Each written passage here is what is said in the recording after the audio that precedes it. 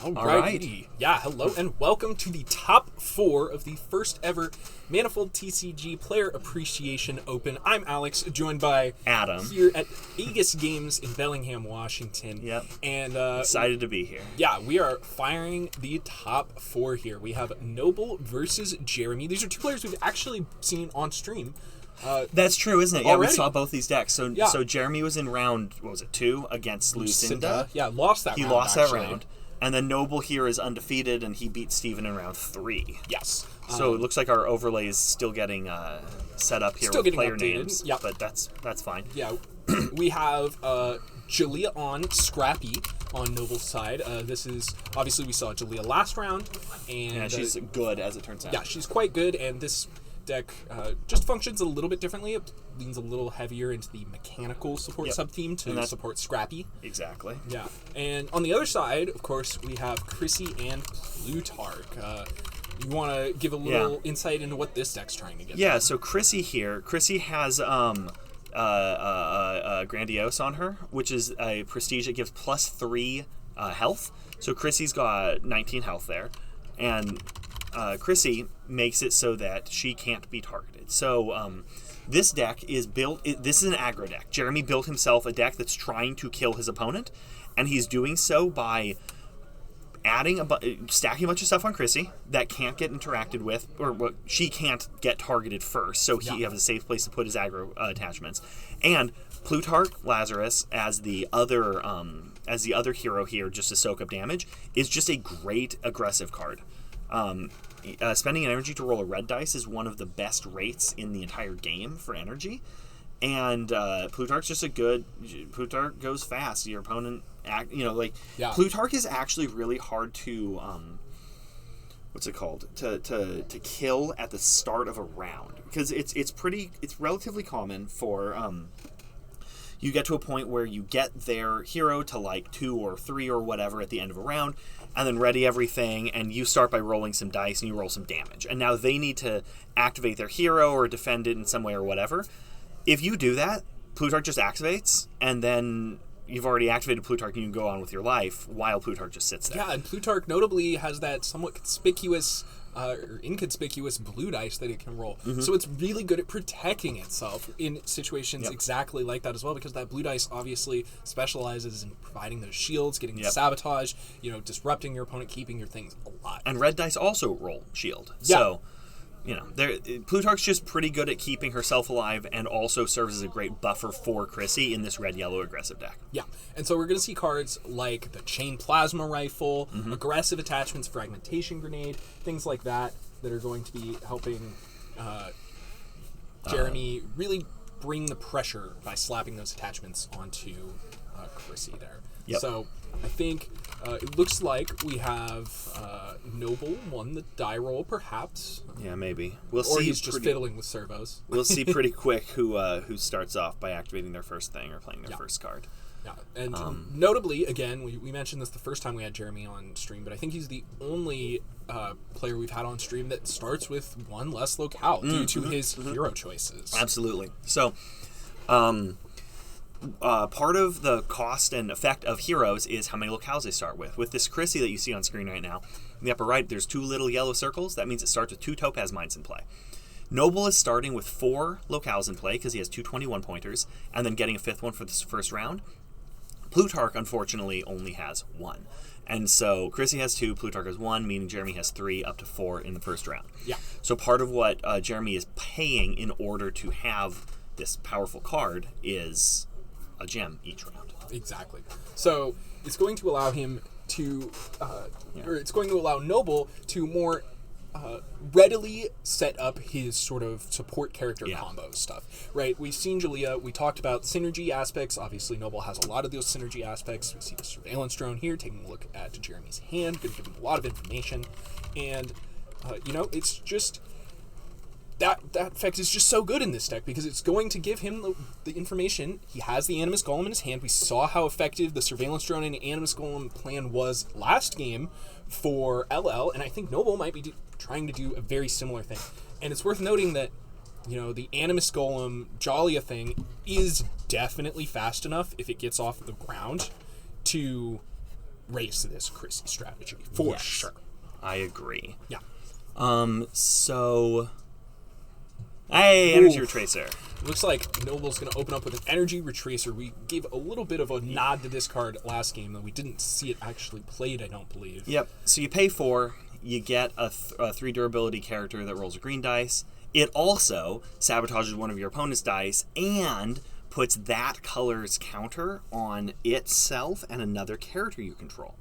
And so it's kind of a 4 cost that rolls 3 premium dice. The card's great. I love it. Yeah. And when you're doing it with red dice, that's great because you're gonna kill your opponent. Yeah, super impactful. So we can see Noble here with a surveillance drone with a white counter and a red counter on it. Yeah, and that surveillance drone, by the way, is why Jeremy revealed his hand earlier. We didn't actually correct. mention. Yeah, I don't think we quite mentioned that, but yeah. That means that, we have a relatively unprotected card that we're trying to sort of stack onto right now. Yeah. I think Noble's aware that Jeremy is gonna just be aggressive and he doesn't really need to worry that much. Yeah, so he's more concerned about building his infrastructure on anything just to get it going than he is, we saw the Animus Golem in his hand, right? He actually just discards it here. Yes. To the 2 Ren from Jeremy. And then, I think it's very interesting that Noble chose to play this Energy Retracer and just get counters on anything and just start going and, really cut the tempo from Jeremy too by sabotaging those 2 damage on the red dice. It's going to keep his principles alive. It's going to establish his board in a slightly slower fashion, but it's a lot safer and it's still really powerful. Totally. If Jeremy isn't going to interact with this Energy Retracer at all, it's already got a green and a red. I mean, it's not like on he's it. not interacting with it. He did use all of his gems, turn 3 or whatever to play this back alley conjurer. But so he might kill the Energy Retracer at the start of the next round or something. Yeah. But either way, Jolly is putting counters on Energy Retracer. Tale as old as time. This is great. This is good how stuff. this goes. This is good stuff. Yeah. Classic value being displayed by Noble here. It looks like... And Noble has such a bigger board, comparatively. Yeah. That back alley conjurer rolls red-yellow. Noble's board rolls green, red, white, black.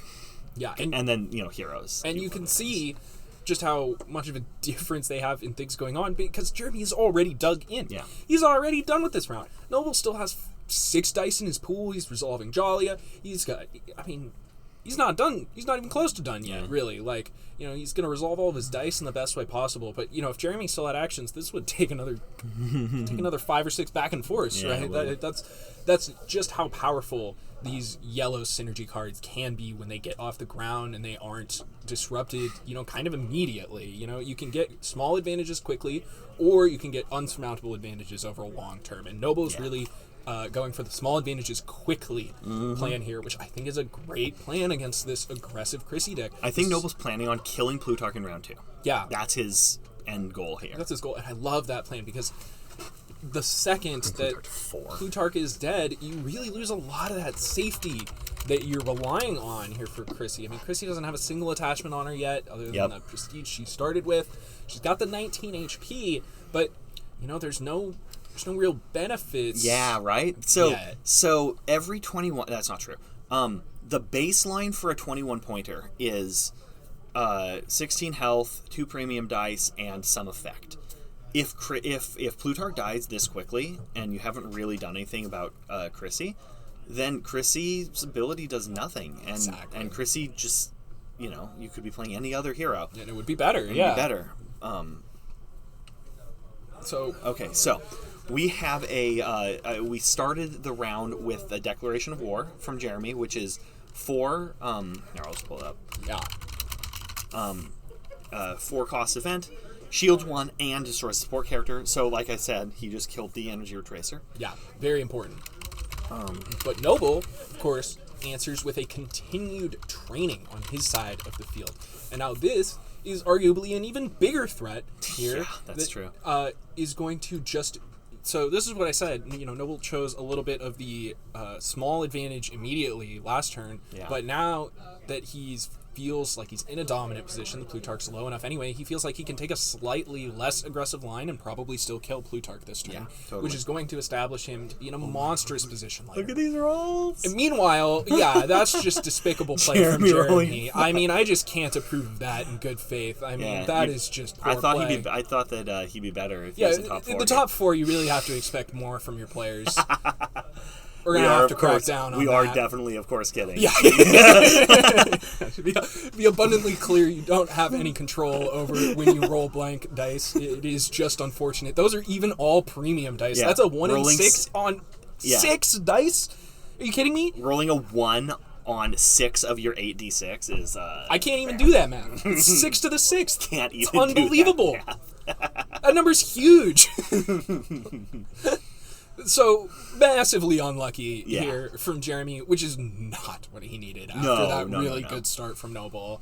Yeah. There was a good world here where his yellow dice was Ren 2 and his shield was blue dice was Shield 2, or where he hits a bunch of good stuff and is able to and he can play. He can play, but yeah, when you roll like that, you're really just gonna have to discard some cards, and because otherwise you basically lose a whole round, and absolutely. And obviously, when you start this game with 4 or 5 gems, one round is huge. It's so much more important than like the first turn in a different card game would be. Totally. Because can you start on turn 5? There's just so many more resources available to you on every It's turn. like a game of Magic where you start on turn 5, or it's like a game of but you have a whole hand. Hearthstone or whatever, where you have a full hand and you have like 5 starting gems or whatever. Exactly. Like it matters. It matters a lot. Yeah. So, those are turns that you really can't you really can't be affording to miss. I really like that the camera is perfectly in line with everyone's drinks. Exactly where everybody wants to set their drink. Yeah. It's like we get a nice little Easter egg on what everybody's drinking. We should just put a coaster right there. A coaster that says "Do not use." Yes. This is the spot not to put your drink. Oh no. I personally am here for the unsponsored Coca-Cola product placement. Yeah, we just need to set up so there's an empty Coke bottle in every shot. Alright, so Jeremy rolled a bunch of dice, discard some cards to re-roll some dice. He's got dice. Yeah, we saw that tactical re-roll. Honestly, he's probably killing Jolly this round. Is he? Yeah, Jolly's at 8, so he's just a little short. He's got another tactical re-roll coming here. Noble's not rolling any shield. So this is actually something Noble mentioned when he was in here after round 3. And this is something that he mentioned to me the other day about his deck is... He wants to put cards in his deck that roll blue dice just at all, because nothing in his deck rolls shield. He's told me he has modified out of 2 damage on his red dice just to get shield 1, so he could shield his Animus Golem or whatever. Yeah. And because he can't roll shield, Jeremy can just kill Jollia. Yeah. Like he can just get there. And obviously, Noble's a bit ahead. He has a bunch more dice, yada yada yada. But he's not. It's very hard for Noble to play defensively. Yeah, he's not actually as ahead as he looks right now. Those tactical rerolls ended up being pretty good. Mm-hmm. It's not quite enough damage to kill just yet. I don't know how many more cards Jeremy has in his hand to tactical reroll with. But if Jeremy was able to kill Jolly this round, this game would be a lot closer. This game would be really, it would be really close actually, because. So when you think about it, like the theory of these 2 decks, right? Jollia is going to accelerate the first few turns of the game until she dies, right? So she's really going to push the pressure early and often. But on the flip side, right, Chrissy is pushing the pressure later because of her ability to sustain. So it's kind of a flip of when I expect these players to really be pushing their advantage. They're both trying to race because Noble's deck has a tough time playing defensively, and of course Jeremy's is very aggressive, so he's going to have to race him. This is one of the most aggressive Chrissy decks I've ever seen. Yeah, and on top of that, once Jollia is dead, Noble's ability to race goes way down. So even if it looks like Jeremy is losing early, remember, his deck is set up to be able to abuse the Chrissy and attachment synergies later in the game. Now, unfortunately for him, his development has sort of been hindered in such a way that we still have 0 attachments on Chrissy, or maybe it's just not the hand he has or something. So, that plan is going to be a little bit slowed down, but the Jollia part on Noble's side still reigns really true. That's a huge part of his both engine power and aggressive power that will go down if that Jollia falls. Yeah, I mean, we saw round 1 play Back Alley Conjure, round 2 play Declaration of War. That's all his gems. It's not like he could have been doing... Obviously, he could have been playing other things, but in that world, he's not playing Declaration of War. And you can't not kill your opponent's character that has 3 premium dice on it if you have the answer. Yeah, right? I don't think it's necessarily... I don't think Jeremy played this game particularly poorly. It's not like he made choices that were bad or whatever. Yeah, but the circumstances of the game require the game state to be such that he doesn't have a whole lot of development. Yeah, exactly. And I think it's right for what it's worth, because Noble forced him into it. Yeah, because Noble, on the other hand, made him do that because he was presenting such a potent threat with the Jollia activations, mostly dudes, that you have to interact, and he didn't feel like he had time to be able to develop. And I think he's correct, because as good as Noble's board is right now, can you imagine if he just played an Animus Golem and went off? The game would be over already, right? So yeah, but in the other world, Jolly just died, and if Jeremy's able to kill that whatever that was, that a surveillance drone with a bunch of cameras on it, drone, he's got nothing. He's got nothing, exactly. Yeah. So, this game's close. This game is closer than it might have looked if you were just glanced at the dice at the end of last round or something. Yeah, it was a very blowout turn 1 or round 1, and it's gotten a lot closer than that. And like I said, that is the big engine of Noble's deck down. So it's going to be significantly less effective at doing the thing that he's trying to do from here on out. Yep. He's going to have to play cards that get those color counters. He doesn't just get them for free. You say that. He's going to play Animus Golem and then use Scrappy to put 2 white counters on it. Yeah, kind probably. of getting them for free. Yeah, probably. But it's not as good. It is not as good. So it looks like we're going to see Noble go ahead and just slap a green counter onto his Sentinel. Yeah, sure. A pretty cool little play. I love seeing color counters on Sentinels. One of my little favorites, because it just, your opponent's like, do I have to kill that now? Yeah. It's like, Sentinels are really good. Really good. It's really fine. good. It's fine to spend 2 gems killing a Sentinel. Yeah, absolutely. And so, when you have a color counter on there, it's even better to spend a couple gems killing it. It's not like some, I don't know, in various other games there are really, really cheap character tokens that kind of don't matter of various types. This isn't like that. Sentinel is actually legitimately good. Yes, it's a token, but it's better than a lot of cards. Yeah, because it gets to point its 1 damage directly, and every other card has to roll a dice to do damage. In development for a while, we had a 1-cost character that just poked a hero for 1 damage, and now we don't have that.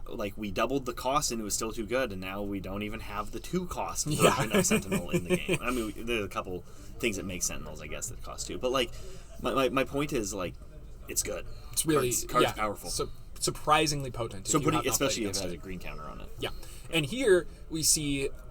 I'm just gonna go ahead and say I really love how Noble positioned this particular round. Totally. So he has forced his opponent into feeling like he needs to develop. Right. He waited for his opponent to play his cards, tap some of his gems, and now here comes the Animus Golem with the Prolific Tutor.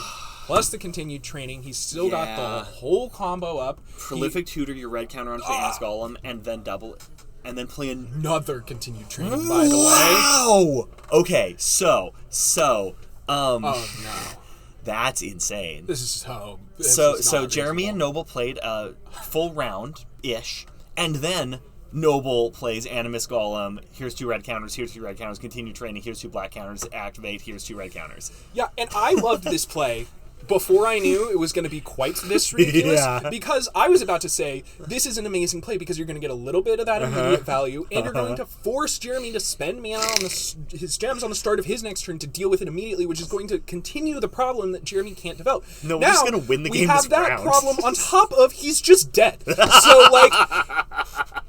there's a lot of problems. He's just dead. Yeah, he's so dead. Look at this. I know. He's so dead. Right? So. Oh no. Tactical reroll to roll a bunch of red dice. Here's a bunch of damage, probably. Yeah. So how many dice does Noble have? So it is relevant that Jeremy has 2 shield dice and a dig in. So Noble's going to trade 1 for 1 for 1 for 1 for 1 for 1. So those three first damage are going to trade for shield, or like eat a shield dice, eat a shield dice, eat a shield, dig in, eat a shield. So 4 of his damage is going to disappear. Yeah. Which we're doing right now, it looks like. Yeah, and it... 1, 1, 1, 1, 1, 1, and then dig in, and then take off the last one. Great. Now, the amount of damage in Noble's pool is his ridiculous damage output. He's looking for 12. He has 2. Yeah. He got 1 on green dice. He's not changing that one, probably. Yeah, I think if I was Noble, I would start with my Jollia E to start rolling some black dice, and both of those E's turn into some black dice. Black dice, of course, have damage and modify. Yeah. So a really powerful dice in this exact situation, especially even for a boon dice. I mean, it's really, really good. It has damage and modify. Those are the only 2 things Noble really cares about at all right now. Something to note here is there's a decent prize pool for this tournament. There's a large prize pool for this tournament. So 3rd and 4th get $45, and this is after a $10 entry fee. $10 entry fee? Yeah, it's good value. Why weren't you in Bellingham Games today? Yeah. At Aegis Games in Bellingham. There's a reason I wasn't in Bellingham Games, because I was at Aegis Games. Because you can't be. No, they're playing for if whoever loses here gets 45, and that's good. But they're playing for the $170 total prize pool of 1st and 2nd. Yeah, that's $100 up top. $100 cash, by the way, up top. None of that store credit nonsense. Yeah. $100 cold hard cash for the first place. And so Noble's allowed to think, right? like he can Smash matters. He can relax and count, and that's exactly 12. And just like wasn't that. Wait, wasn't that 12? No. I miscounted. It was 2, 2, 1. Does he put Chrissy to 1? That was 2, 2, 1, 1, 1, 1. Yeah. Okay. So, all right. He's not dead. I was wrong. I'm dumb. Jeremy here has an uphill battle. Where are we at on Jeremy's odds? I don't think it's looking too good. I would say he's significantly less likely to win this game than roll 6 blank dice. That's... Ooh. Which he's already done one of those things. So Noble. So there's something that Brad says that I've heard Brad say a decent number of times over the years, and this is a game where competitively you kind of shouldn't ever surrender, because your opponent can just roll blanks for the rest of the game. It's true. It is literally possible for them to just never roll damage again, ever. Oh, Noble just had a Sentinel. He just pokes it. Yeah, okay. I didn't even think about the Sentinel. But you're right. It's fun talking about that. If you're at totally 4 and your opponent's at 12, your opponent can just roll a bunch of garbage that doesn't do damage, and you can just activate your thing and roll 2, 2, 2, 2 or whatever, and now all of a sudden you're winning. Yeah, exactly. Yeah. But regardless, that means that our finals, we've got info. Our finals is going to be Noble versus Stephen Boston. A rematch. Really? A rematch from our round 3. That's super funny. Match. Of course, we watched Noble win in the first round. Noble is our sole undefeated player. Yeah, that's true. Still at this tournament, going into the finals, has yet to lose a game. And this is the most prolific tournament that has existed for Manifold. Yeah, absolutely. So Noble is currently the best Manifold player in the world. Well, let's make sure he wins the next round first. Yeah. They're big hog. But I think he's going to have a solid case for it, assuming he takes this event down. Yeah. And I think that you're all going to want to watch that. I know I'm going to want to watch that. I think you're going to want to watch that. Yeah, I will, in fact, watch that. So we're going to be right back with the grand finale of the first ever Manifold TCG Player Appreciation Open here at Aegis Games in Bellingham, Washington. Thanks for watching. We're so excited. We will be right back. Yeah, give us with the grand I don't know, finals. 10 minutes or something. Yeah. See you soon.